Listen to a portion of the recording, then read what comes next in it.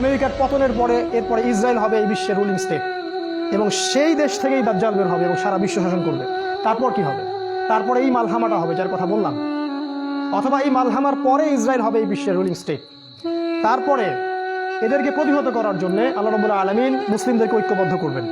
প্রত্যেকটা দেশ, প্রত্যেকটা গ্রাম, প্রতিটা জায়গায় যারা ইমানদার যুবক থাকবে, যুবকদের কথা এই জন্য বলছি তার কারণ তাদের হায়াত থাকবে ইনশাআল্লাহ, আল্লাহ চাইলে।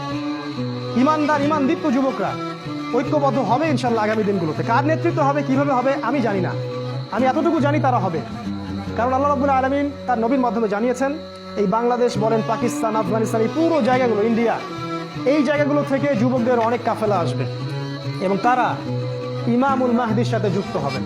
আর ইমামুল মাহদিকে আল্লাহ রাব্বুল আলামিন এই উম্মার ত্রাণকর্তা হিসেবে বের করবেন, যার হাতে মুসলিমরা বায়াত করবে এবং তিনি মুসলিমদেরকে সাথে নিয়ে এদের বিরুদ্ধে যুদ্ধ করবে।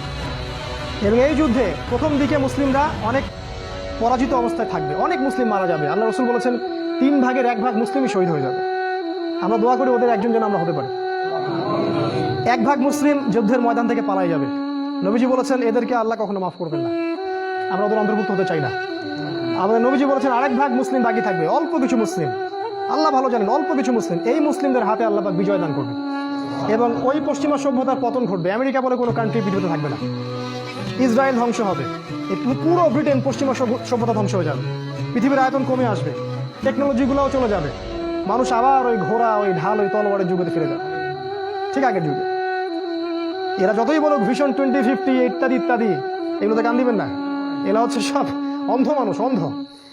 এদের কাছে কোরআন সুন্নাহর জ্ঞান নাই, আমাদের কাছে চূড়ান্ত জ্ঞান আছে।